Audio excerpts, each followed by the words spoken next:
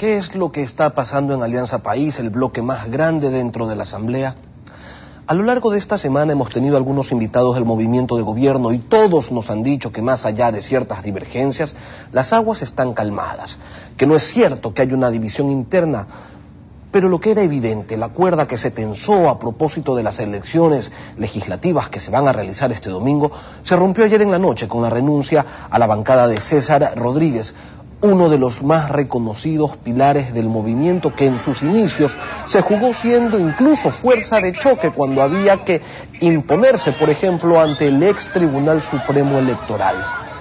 Virgilio Hernández, asambleísta, coordinador de Movimiento País, se encuentra en los estudios de la capital. Queremos darle los buenos días y preguntarle, porque César Rodríguez ayer a propósito de su renuncia se ha ido diciendo que no hay diálogo, ni interno ni externo, y solo imposiciones, que eso es lo que lo ha cansado. ¿Ustedes cómo lo toman? Muy buenos días, un gusto poder comunicarme con ustedes y a través de suyo con la ciudadanía. Nosotros deploramos la salida de César Rodríguez, lamentamos también esa salida y sobre todo rechazamos las circunstancias de esa salida, que se haya dejado obnubilar por el sillón de la presidencia del Legislativo. Realmente nos preocupa y sobre todo nos demuestra que antes que discutir principios, antes que poner en debate ideas, básicamente su preocupación era el tema de cargos. Creemos que así no se renueva, creemos que así no se radicaliza, creemos que esa no es la forma de plantearle nuevos mecanismos y nuevas expresiones de la política. Pero en la política, los dolores y las traiciones hay que enterrarlas el mismo día. El bloque del Movimiento País está trabajando en un acuerdo legislativo serio para el día domingo poder renovar las dignidades de la Asamblea Nacional y presentarle al país la posibilidad de mantener una agenda legislativa seria en la que se puedan aprobar leyes que están pendientes aún de debate, como la ley de comunicación, como la ley de aguas, como la ley de tierras, que son fundamentales y con una gran importancia social. De igual manera, las leyes que se derivan de lo que significa la consulta popular del 7 de mayo, luego creemos que es necesario que el bloque país no solo tiene el derecho, sino la obligación de poder conformar una mayoría que al mismo tiempo garantice la independencia de la función legislativa, pero tenga una posición de corresponsabilidad de los vecinos del país con el Ejecutivo. Y el tercero, mismo derecho que tienen todos, ¿no, asambleísta? No solamente es el derecho del país, es el derecho de la oposición también, si es que logran ponerse de acuerdo. Mire, creemos que aquí hay un elemento fundamental. En toda democracia seria, en toda democracia se busca acuerdos para poder gobernar.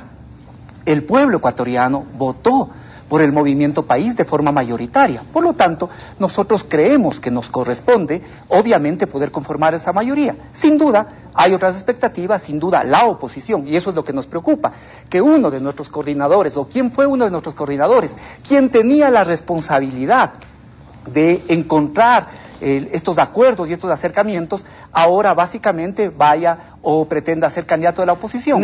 Pero eso, como le vuelvo a decir, ha quedado en el pasado, eso quedó el día de ayer, y ahora nosotros buscamos conformar esa mayoría que nos permita una alianza, un acuerdo político para poder mantener estos 2 años de legislatura que nos faltan para concluir este periodo. Creo que no le estoy entendiendo bien, asambleísta. ¿Es un derecho exclusivo del país entonces tener mayoría en la Asamblea, ocupar el sillón presidencial por los próximos 2 años? No, de ninguna forma. Este es un derecho, digamos, que tienen y que tenemos todos y cada uno de los asambleístas. Yo les señalo que como fuerza política, como Movimiento País, nosotros no nos vamos a avergonzar de ser la principal fuerza política, y somos esa principal fuerza política por decisión mayoritaria de la ciudadanía. Por ello, estamos buscando los acuerdos políticos que nos permitan conformar una mayoría y en ese sentido presentarle al país las opciones que ayuden a mantener este camino de legislatura, este camino de responsabilidad con el Ecuador y con lo que el Ecuador votó y lo que el Ecuador pretende y quiere. Lo invito a ver lo que dijo el asambleísta Rodríguez el lunes aquí en Contacto Directo.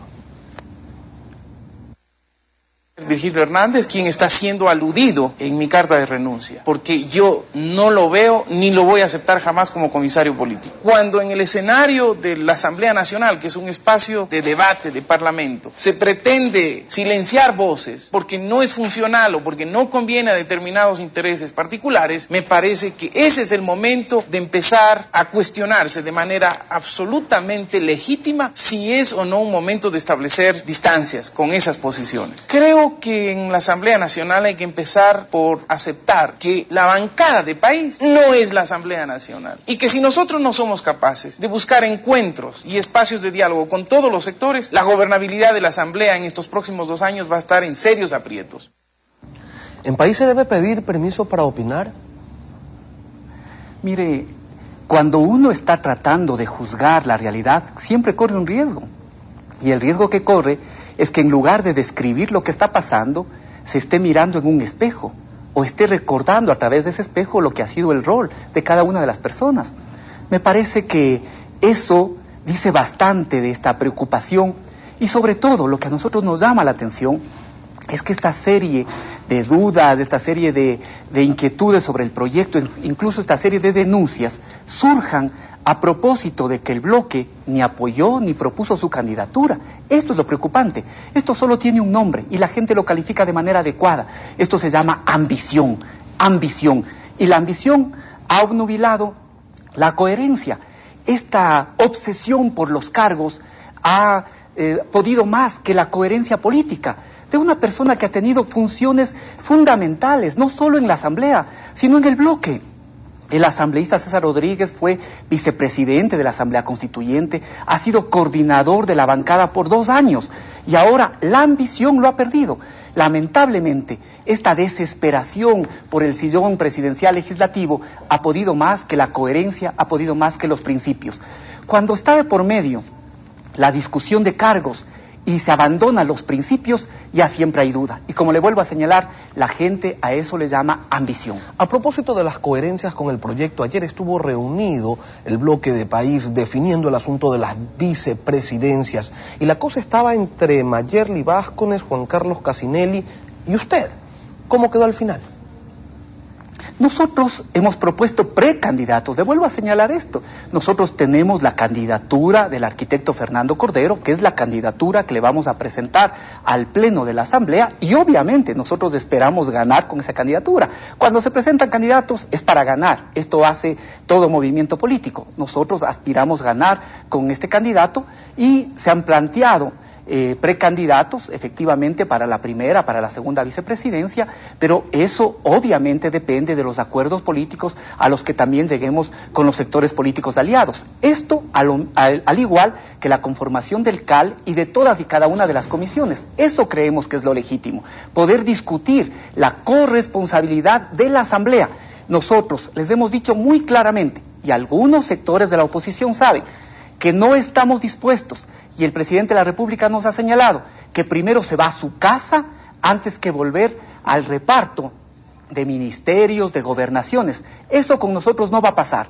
Por lo tanto, vamos a plantearle una agenda legislativa, vamos a plantear esta necesidad de corresponsabilidad y también de responsabilizarnos tanto de la presidencia, de las vicepresidencias, de la conformación del CAL y toda cada una de las comisiones. Es decir, no lo tienen definido todavía. No, nosotros hemos definido que nuestro candidato para la primera vicepresidencia será Juan Carlos Casinelli, nuestra candidata para la segunda vicepresidencia será Mayerly Vázquez, pero al mismo tiempo les señalo, decimos que son precandidatos porque esto tenemos que acordar de manera definitiva con todos los sectores políticos que estamos conversando para obtener esa mayoría el día domingo.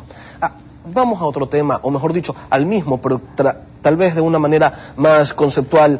César Rodríguez dijo en su manifiesto, cuando renunció a la coordinación, lo siguiente: que tenemos unos estatutos desde noviembre que nos rigen, y no es así.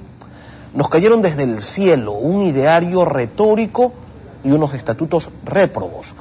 Desde lo alto se decidió que seríamos movimiento y no partido. Organicidad sujeta a la discrecionalidad de reivindicaciones e intereses particulares lejanos de la voluntad del colectivo. Esta no es la primera vez, asambleísta Hernández, en que personas que formaron parte del proceso denuncian que este cordón umbilical que los une directamente con Carondelet les resta independencia y termina haciéndoles más mal que bien al movimiento. ¿Cuál es su lectura? Y no me diga que solamente es ambición y que es el caso particular de Rodríguez, porque ya hay antecedentes.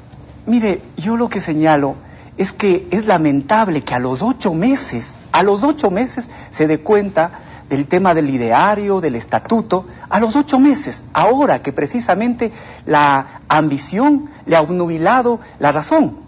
A los 8 meses hace estas críticas.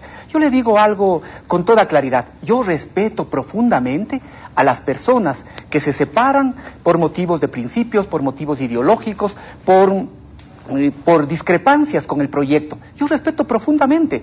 Creo que eso es parte del juego político democrático y con esas personas tenemos que seguir conversando y hablando. Yo he señalado que con varias de las personas que han salido del proyecto del Movimiento País seguramente tenemos 90% de coincidencias y por tanto nuestra obligación es seguir buscando esas coincidencias y esos encuentros y esos acuerdos.